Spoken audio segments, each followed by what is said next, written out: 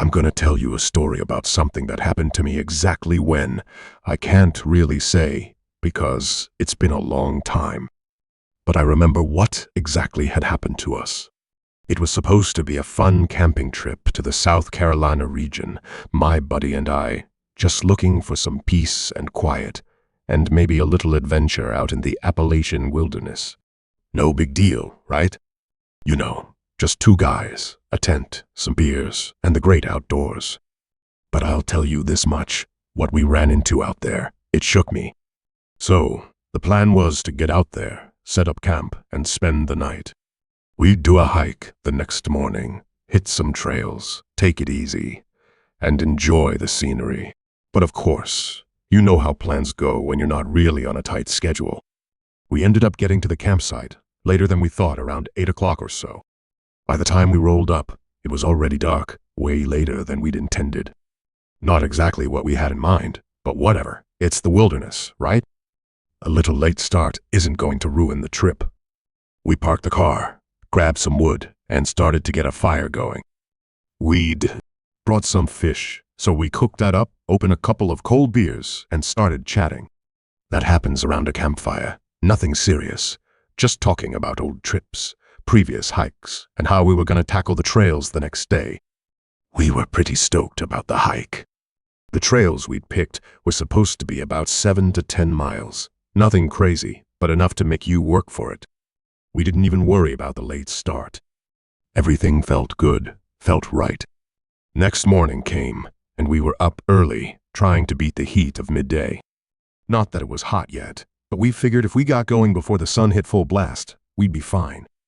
So, we packed up our gear and hit the trail. We were maybe 30 minutes in when we first saw him. This dude, out of nowhere, like he just appeared out of nowhere. And I'm not talking about a fellow hiker, either. This guy, I don't even know how to explain it. He was wearing loafers, slacks, and a button-up shirt. I mean, come on, this was the Appalachian Trail, not a freaking dinner party. Who the hell dresses like that for a hike? I thought maybe he was just another guy out for a stroll, you know. It happens, but something felt off. Like the guy didn't say a word. Not a hello, not even a grunt of acknowledgement. Nothing. We paused to let him pass, but instead of doing that, he just hung back, watching us. Not looking around, not even making eye contact with us. Just staring down at the ground, or sometimes into the trees. After a while, we decided to keep going, but as soon as we did, the guy started following us. Step for step. It was weird, man. Like he was mimicking our pace, exactly. After a while, the unease started creeping in. My buddy looked at me. We tried to shake him off. Took a different path, one of the side trails, hoping it would throw him off. But no, sure as shit, he was still there, right behind us. We kept our pace fast, not running, but not walking either, with the guy still just a few meters behind. We kept glancing around, hoping to spot someone nearby. Then, we saw a couple outside their tent and walked up to them. Hey, there's a guy following us for about an hour. A guy in a weird outfit? My buddy asked. The couple's faces went white. Yeah, we saw him, the man said, his voice low and tense. He was sitting by the path, carving a stick with a knife. We moved our camp after that. I felt a chill run through me. Carving a stick with a knife? What the hell? I muttered to my buddy, what the fuck do we need to do now? By that point, we were both on edge, and honestly, we didn't know what the hell to do. So, we pulled out our phones and called the park rangers. Told them about the guy, about how creepy he was acting, and how we were starting to get seriously unnerved. But, as luck would have it, by the time the rangers showed up, vanished. Just like that. No trace, no sign of him. Like he'd never been there at all. Now, I don't know what the hell that guy's deal was. Maybe he was just a weird hiker, or maybe he had some mental issues. Maybe he was a hunter, or just someone looking to spook people. But I'll tell you this, there was something dark about the whole situation. That experience taught me something I'll never forget. Always be prepared. You don't know who or what you might run into out there. I know it sounds paranoid. I wish I'd had something on me, a small pistol, maybe, or at least something more than a knife. You just can't trust anyone, not when you're deep in the wilderness. We didn't expect trouble, but sometimes trouble doesn't care what you expect. So, yeah, we ended up finishing our hike that day, but it wasn't the same. The whole vibe of the trip had changed, and that guy, whoever he was, stayed with us in the back of our minds for the rest of the time we were out there.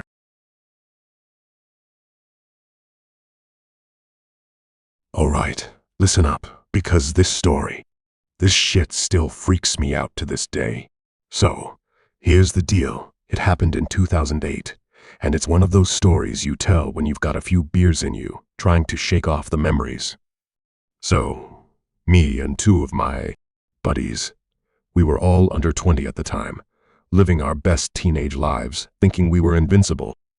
We probably thought we were in some horror movie, too cocky to think anything real could happen. So, here's how it went down.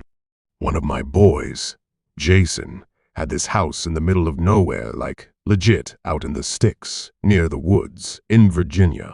We had all grown up together, but it wasn't until that Saturday that we decided to hit up his place. Honestly, we were probably looking for trouble. You know how it is when you're young. You just want to get away from everyone, do your own thing, not be told what to do. So, we all made plans to head to his house that afternoon. It was around noon when we got there. Sun high, warm day, feeling chill as hell. We had some beers in the car, and we weren't about to tell anyone what we were up to. Jason's parents were cool, but still, it was a little awkward, like the kind of vibe you get when you're trying to keep a low profile. So, Jason told his parents he'd be back soon, right? No big deal. We didn't really have a solid plan, but that's how we rolled back then. You know, it was a day of Saturday. So we hang out for a while at his house, talking about the usual stuff, girls, video games, whatever. Then, as dusk started to settle in, we decided we're out here, might as well get some hiking in, right? So, we grab our gear, some snacks, and head out towards this trail Jason knew about.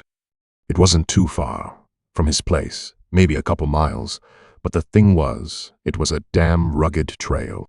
I won't lie, we didn't rush. Hell, we didn't even care about time.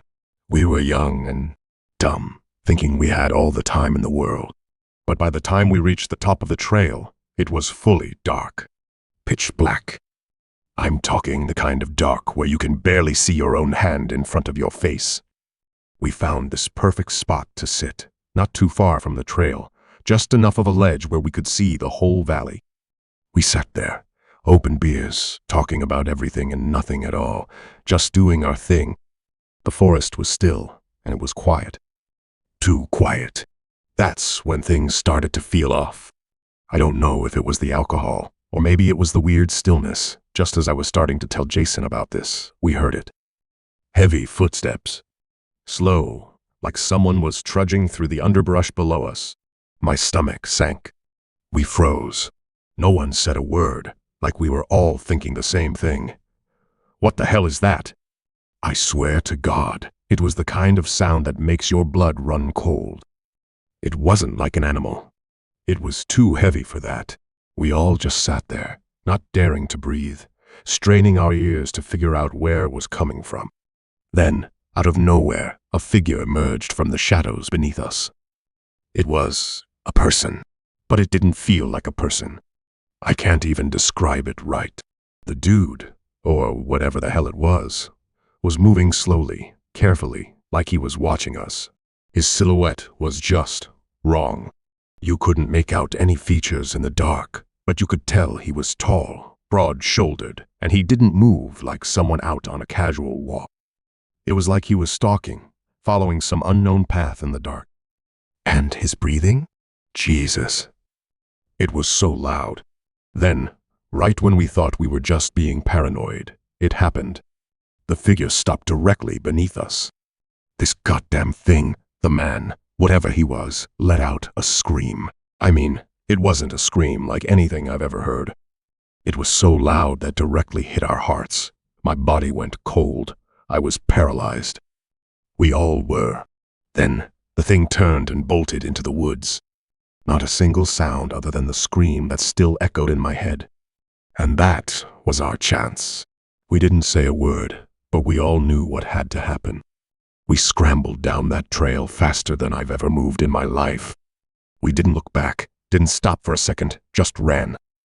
I can still hear the sound of our footsteps, pounding through the dirt and leaves, like we were being chased by something worse than death itself. And it wasn't until we reached Jason's house, breathless, wide-eyed, and half-dead from fear, that we finally stopped. No one said a word. We didn't need to. We just went straight inside, locked and didn't speak to each other for days. After that night, we never went back to that forest. We didn't even talk about it much after. I don't know what the hell we saw out there. I don't think I'll ever forget that scream. It's burned into my brain, and it always will be. Me and Caius, we've been childhood friends, practically brothers. We grew up in the same small town in West Virginia, and from the time we could walk, we were out in the woods together. Camping, hiking, hunting, anything to get away from the noise of life. It wasn't unusual for us to pack up and spend weekends in the forest, just the two of us, living off the land, finding new places to explore. And it wasn't our first time out there either. We'd been doing this for years, always finding new places to camp. But what happened that weekend? Well, that was different. It all started with Caius. He was the one who brought it up this time. "Let's go hunting," he said, grinning like a damn fool, always excited for the next adventure. We'd hunted before, sure, but this time he seemed a little more fired up than usual. I wasn't sure what had him so hyped, but I wasn't gonna say no to a weekend of hunting and camping. It was exactly the kind of weekend we both needed, especially with everything going on in our lives. So, we agreed, packed up the car with camping gear, a couple of tents, sleeping bags, and of course, our bows. We got to my place around midday, and after throwing our gear into the back of the truck, we hit the road toward the forest. West Virginia's woods were dense, wild, and beautiful, perfect for what we were planning. We had our eyes set on a specific area, a remote stretch of woods. After all, the less people, the better. By the time we found our spot and set up camp, the sun was starting to dip low. After setting up camp and securing our gear, we grabbed our bows and headed out to the trail that Caius had found earlier. The plan was simple: track some deer, take our shots, and then return to camp to make a dinner. We walked for a good while, deeper in the woods. And then, overgrown path barely visible unless you were looking for it. And we decided to follow it. The trail led us deeper into the woods. We didn't know what we were expecting, but it wasn't what we found. It was an open clearing, dead silent, unnaturally silent, like the forest itself had gone mute. There was a rusted metal object half buried in the center of the clearing. It looked like it had been there for a long time. Abandoned. Caius, being the curious one, stepped forward, his eyes fixed on the object. He reached out, his hand just inches from touching it. That's when the noise broke the silence. My blood froze. We both froze, instinctively looking at the tree line, waiting for something to emerge. And then we saw it. A figure. Just a shadow moving between the trees, but it didn't take long for us to realize what we were looking at. A man, or at least something that looked like one, emerged from the woods.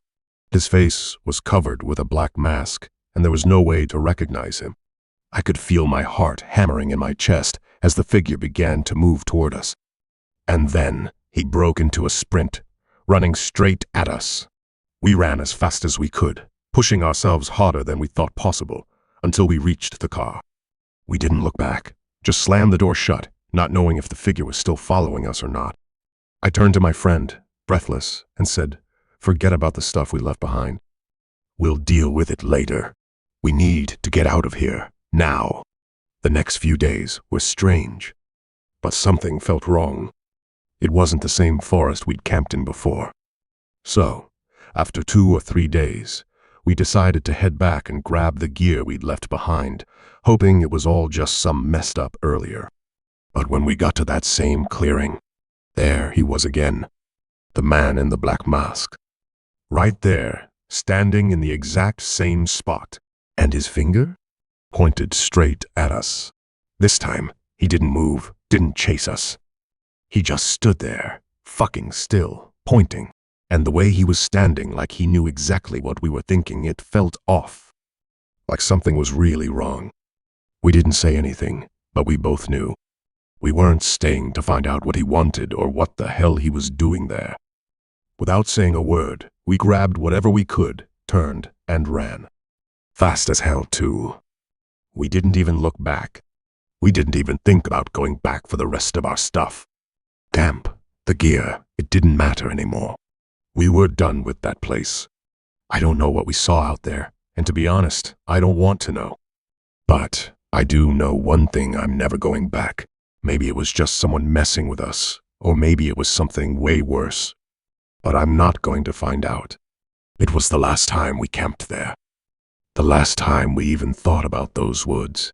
And trust me, we haven't been back. Never.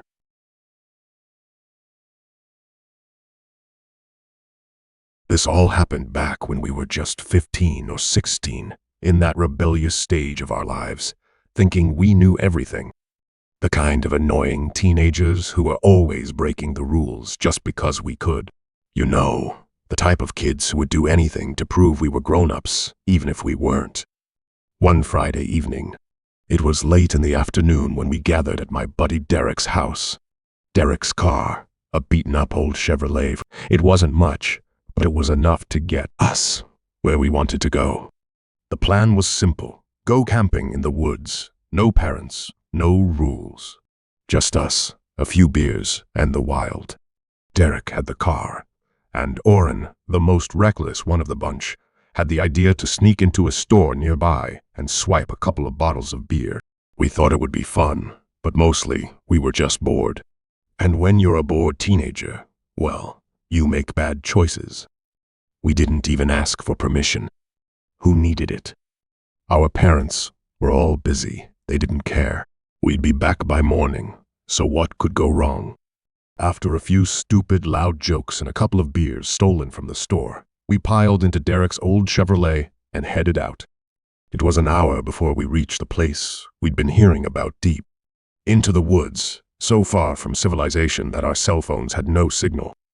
There were no lights, just the pitch-black forest around us. We parked Derek's car off to the side, and once we stepped out, the night felt suffocating. It was dead silent, no crickets, no rustling leaves, just nothing. The kind of quiet that makes you feel like you're being watched, even if you can't see anything. We quickly set up camp, built a fire, and started messing with each other. The usual stupid stuff: laughing too loud, throwing sticks in the fire, making jokes about stupid things. Nothing was going to ruin our night. But then, out of nowhere, we heard a scream. A long, blood-curdling scream. We all froze, not sure if we were hearing things or if it was someone messing with us. We laughed, thinking it was something stupid, but then the scream came again. Louder, closer, and it didn't sound like any animal I'd ever heard. The mood shifted instantly. The air got colder. The fire suddenly felt too small. Derek looked over at us, his face pale, and Oren snorted, trying to play it off. "What the hell was that?" Oren said, his voice cracking. "I don't know, man," I said, my own voice lower than usual. "That didn't sound like anything we know." We sat there. For a moment, no one spoke. The sound of the scream still echoed in my head, ringing in my ears. Then another scream split the night. This one was different. It wasn't just a noise. It was full of pain, full of terror. It wasn't playful or stupid. It was the kind of scream that made your blood run cold. We all looked at each other. Fear started creeping in. "What do we do?" Derek whispered, his voice barely audible. "Should we check it out?" Oren asked, but even he wasn't as sure as he tried to sound. I shook my head. "Are you insane?" "That's not some stupid prank. Someone's in trouble, or worse." "We can't just leave," Derek said. "What if someone's hurt?" Some of the others started arguing. Everyone was scared, and no one knew what the hell to do. Some of us wanted to go check it out, but most of us were too scared. The fire crackled, the tension thickening with every scream that ripped through the woods. That's when Oren, who'd been quiet for a while, grabbed a flashlight and stood up. His face was pale, his hands shaking. "Fuck this," he muttered. "I'm out of here." "What?" I asked, trying to make sense of it. "I'm leaving," Oren snapped, his eyes wild. "I'm getting the hell out of here. I don't care what you guys do." Without another word, he sprinted toward the car, flashlight bouncing in his hand. The rest of us just stood there, frozen. Some of us wanted to follow, but no one moved. I wasn't sure if it was the fear or the uncertainty that kept us glued to our spots, but before anyone could say anything, the rest of us just snapped. "Let's go," Derek shouted. And just like that, we all bolted. We ran through the trees, panic rising in our chests, our minds racing. We didn't stop until we were at the car. And Derek slammed the gas pedal down. I think we were all hoping, praying, that we wouldn't see anything behind us. And then, out of nowhere, the car swerved. Derek panicked, trying to regain control, but his hands were shaking. The car slammed into a tree with a sickening thud. The headlights shattered, the front bumper crumpling. We all screamed as the car skidded to a stop. It was a miracle. None of us were seriously hurt. The front of the car was a mess, but we were okay. Barely. We didn't stick around. Derek slammed it into reverse, and we drove again. When we were near to our town, we didn't speak. Not one of us mentioned what had happened. We promised each other no one would tell their parents. No one would say a word about what we saw, what we heard. We knew we wouldn't be allowed to leave the house again if we did. We didn't speak to each other for some days after that. I don't know what we saw out there. I'll never go back to those woods. I don't care what anyone says, but it's been years now, and not a single one of us has even thought about going again.